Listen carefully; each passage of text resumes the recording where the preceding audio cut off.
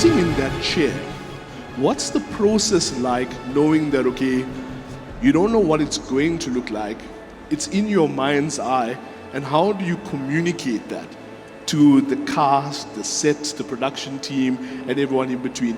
What's that pressure like? So I think it stems from the vision of what your film is going to be. I think as filmmakers, we know we're going to be living with a film for 2, 3, 4 years. And so we have to really be happy about the decision we're going to make. We can't take it lightly. It's not like an actor who can jump from one film to the next and the next, you know. So it stems with something we believe in, something that's quite close to us, or something that's inspired, that's been inspired by previous filmmakers. And then once you lock into that, it's about, you know, setting the storyboard, the tagline, creating the vision and look, the world building that goes into that, and then getting a crew who's as passionate as you are about making the film. If it's a studio, generally it's just a financial aspect of just getting them attached to the movie and just putting it together. And then it's up to you to look after that vision from the beginning, from the pages, translating that into the acting, the performances, and then just making sure that you hold on to that vision the whole way through to the end, so it doesn't land up looking anything but what you wanted. Donevan, your thoughts? Well, as a director, what you are responsible for is all the creative decisions on the film. So that's what you're taking on, that's what you're getting hired for. So you're really getting hired for your taste.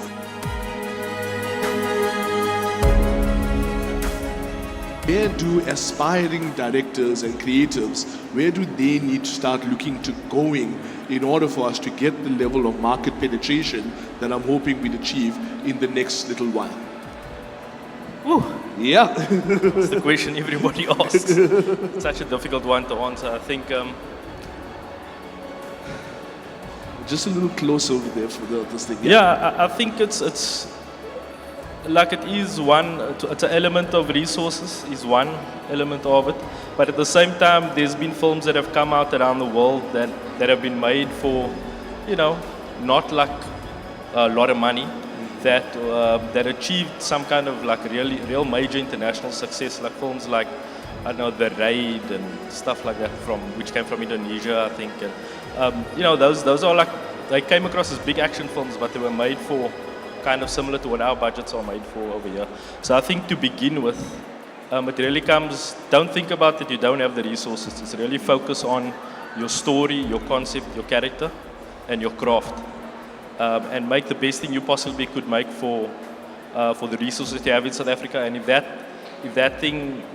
if you check all those boxes really well, you know, and you do the festival circuit and with social media today, those kind of things can penetrate internationally. It's never going to beat Marvel Avengers or one of those massive projects. No one beats the United States game. But definitely to make that initial market penetration, focus on the quality of the product and the resources that you do have. I personally love financial limitations because it kind of defines what the film has to be from the word go. At least you know what you're dealing with. So pick your battles carefully. Choose the genre carefully. Like you said, if you're going to do a superhero film, know that you're in for quite a lot of money. But even there, you can go with something that it defines by the character's powers, what he does, what world he lives in. Is he a philanthropist billionaire like Tony Stark, and you're going to have to find all these luxurious vehicles for your film and locations, or is he just a guy from the slums who's very strong, you know? So picking the battles within your genre, I think anything is possible, even on an indie budget. And we've heard of stories time and time again of you know, filmmakers taking a giant leap at something and pulling it off. But it is definitely a risk. So, but yeah, just knowing to work within your means, defining what it is you're doing. At the heart of it, it still needs to be a good product, has to be a good story, and the movie will speak for itself. That's the bottom line. No matter what you make in this world, if your film is good, it's going to be realized. I love that, Donevan. I'm sorry, I know that I'm going like, you know, we're knocking off dominoes, but you each have such diverse backgrounds and you've looked at so many different things in your journey. So I just thought it would be useful to tap into each one, and by the end of it, maybe we'll identify a golden thread for the audience. So Donevan, to you. I can honestly say when I had less money, my movies were better. Wow. I can honestly say it. Because I was forced to get to the nub of what I wanted to do, and I had to find a creative way and a unique way often of presenting my story, because I couldn't do it in the big budget way. And that challenge can actually help you. Having said that, movies are insanely expensive, and they're just getting more expensive.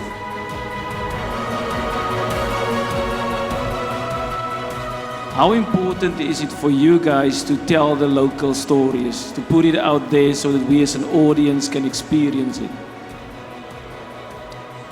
That's a tough question there. That is a very tough question.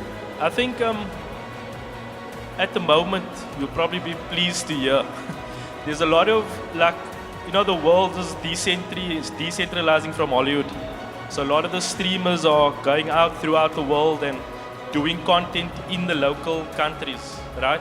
And there's this buzz phrase that they arrive with. So your Netflixes and Amazon and Disney Plus, they all go to the regions and they call the product that they're making there local for local, right? And they've discovered that over time, that instead of making these big international things and force-feeding international audience, that the most powerful thing to do is to create local content for the local audience, and that will drive subscriptions to their platform. So you'll find that for Netflix and for those coming in South Africa, most of the things they make here will be by South Africans for South Africans. And my company ascribes to that, and hopefully long may it continue. I think at the end of the day, every filmmaker's objective is to make a film to be seen by as many people as possible. So when you say local, our population is quite small compared to many other countries. So if you're going to make a film, you want to make a film that's going to hit as many countries as possible, but still have some kind of element that is true to your origin or point of origin, in this case, South Africa. So I think the key is, as a filmmaker, you want to make a film that's shareable across the world. If you make it too local, other countries are not going to enjoy it. You're going to lose revenue. It's just not a good business model. So from a business side, I always see things from the business perspective. It's probably not the smartest decision because there are bigger markets. And when you account for South Africa being 0.03% of the global market, it should tell you enough information about where our film market really lies, okay? And then there's another distinction that's very important. Netflix Africa and Netflix USA, they pay different amounts, so keep that in mind as well. So also keep in mind where you're creating your content and what your global objective is. I think at the end of the day, it's better to make movies for the masses, but still find and be true to yourself as a filmmaker by telling your story. I think as Daryne was saying, the good news for you is all the international streamers have decided that local content made by locals and starring locals is going to be their strategy in the short term. They're trying to make that strategy work. Having said that, they are struggling to make that strategy work because it's something about South Africa where we just haven't supported our own content. Whoa. I don't know it's because they think our content sucks, maybe it does a little bit, or maybe what is local is a hard definition in this country. I'm sure what you think's local, what I think's local is different. We have 12 official languages. It's hard to say, well, this is a South African film for South Africans. Well, which South Africans? Yeah. And films are always universal. They have to talk to fundamental truths of who we are as a human being. So my approach has always been, and I've always thought this was my best pitch for making South African films that can reach international markets, was I was going to use a local environment, local characters, as local as I can make it, because I believe that is fascinating to people overseas. They've never seen some of these subcultures of South Africa, They're longing for something fresh. They're sick of seeing the same old American subcultures all the time. They want something different, and we can offer that. But they also want the commercial elements that are going to appeal internationally. So you've got to kind of marry, let's say, a Western sensibility with an African sensibility and bring something fresh. And so that's always been my approach.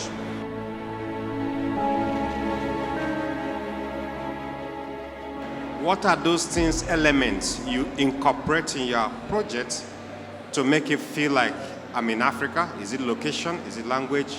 I want to know. Excellent question.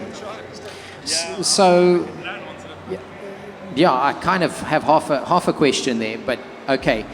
Look, if you're in Africa, and this is your terrain, this is what you're going to use. If you're in Cape Town, make your movie in Cape Town. You know, utilize the beach, utilize the mountains. And if your actors are African, use good African actors. You know, utilize what you have. I think at the end of the day, you still need good actors. Doesn't matter it doesn't matter the ethnic group or where they come from. Just utilize what you have, and that should be what you need.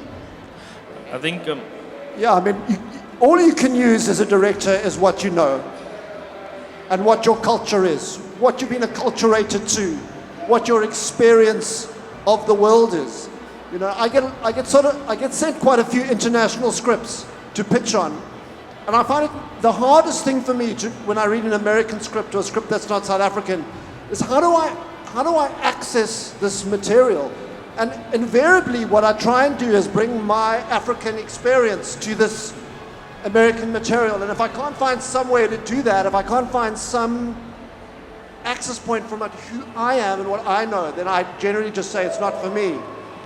So to not use what you know and feel and have experienced in your work, you're going to be behind the 8 ball from someone who is coming from a deep feeling of what they know. So, yeah, we can't get away from who we are and what we are. We've got to lean into it, embrace it, and just be African.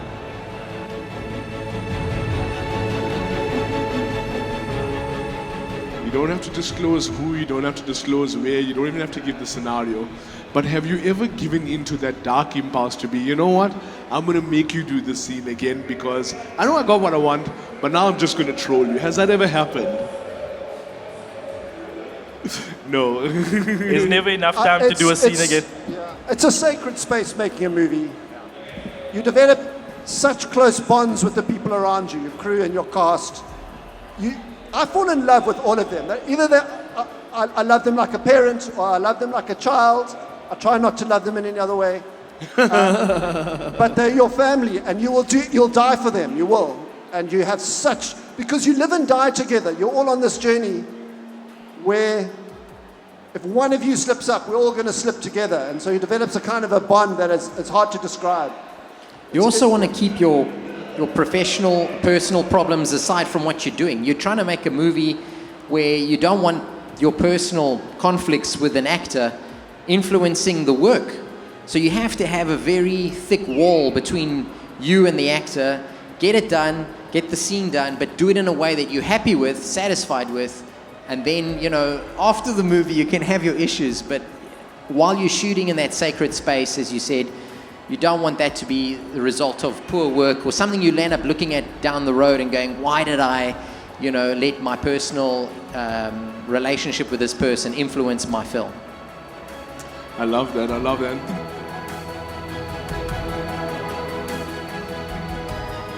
We need to embrace new technologies vis-a-vis AI, for example, as well as sort of getting the rest of the industry to sort of evolve, as it were, to figure out how do we insert ourselves into where the world is going. What are your thoughts on that? Well, I agree with Donevan. You know, AI is becoming more and more prevalent in the work we do. Sora is revolutionary. It's, you know, people are already using things like Midjourney for their imagery, storyboarding. You're seeing a lot less artists, unfortunately, being able to get those opportunities. But then you're seeing a move and a paradigm shift into AI technology, people learning how to use, you know, the prompts and how to develop it and the software. So there's sort of new jobs being created in different fields. And then certainly we will see more and more of AI intertwine into the visual effects side, sci-fi especially, things that we can't create here or would just be too damn expensive to go and create. I see indie filmmakers making use of it far more. It's far from perfect right now. There's still lots of glitches, lots of problems. But I think because AI is helping to develop AI, we're seeing substantial growths. You know, something that would take 5 years to develop is being done in 6 months, 3 months. So that window of technology is definitely getting better and better. We certainly use AI in our most latest stuff, especially our sci-fi content that we're creating. And if you don't use it, someone else will, and your competitors will have an advantage. Makes sense. Other thoughts in the room?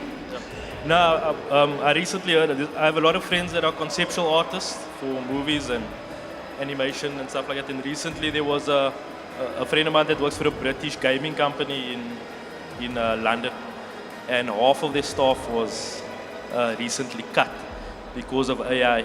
And it was the same company that, without mentioning names, that a couple of years ago was like, no, we'll find a way for people to work alongside the technology. But when it comes down to economics, if the technology is there to make things cheaper, it's going to absolutely happen. So I think the best thing to do is try to get ahead of the problem, try to figure out how to incorporate it into your workflows already now, before it actually really takes takes hold. I love that. Don, your thoughts? Yeah, look, AI is already devastating our industry. Yeah. Concept artists, you just don't need them. Midjourney can do it faster, quicker, cheaper, more variations. It can do it exactly to your specifications. It's incredibly sad at one level, but it's already here, and it's going to start coming for everybody who doesn't see themselves as a creator. We've all got to start seeing ourselves as creators. That's where you've got to go. If you're not going there and you're relying on being just a technician or just an actor or just a writer, it's going to be hard for you. You've got to think of AI. I think of AI as the death of the expert. You don't need those experts or consultants anymore. It's all there. The AI is there for you. And if you use it cleverly as an expert or as an assistant or as a consultant, or I call Sora and these other ones, I call them like very temperamental directors of photography. Very temperamental, always like to do their own thing, don't really want to listen to you exactly, but always come up with amazing and weird stuff. If you start thinking about this technology in a different way, and you've certainly got to think about yourself in a different way. Think of yourself as a creator and how you're going to use these tools. I just want to know, what do you feel about artificial intelligence, and in terms of going forward, what's going to happen to movies once AI gets bigger, better? Do you remember what Netflix did to Blockbuster Video? That's what AI is going to do to Netflix. Because all the streamers have decided to push back against AI just for now. Their philosophy is, if it can be done by a human, it must be. And that's going to stall at least their use of AI, and it's going to allow a competitor to come charging in and replace them. But I suspect they're going to give way to AI and it's going to take over. I love that. So, ladies and gentlemen, we have unfortunately come to the end of this particular segment, the conversation's concerned. Somebody is so devastated about AI at the end of the session that they have been screaming blue bloody murder on that side. The guys in the pop culture zone, I really must apologize to DJ Elliot because I hang out there and I hope I'm not as noisy on that side, right? But gentlemen, thank you so much for your time. Thank you for your insight.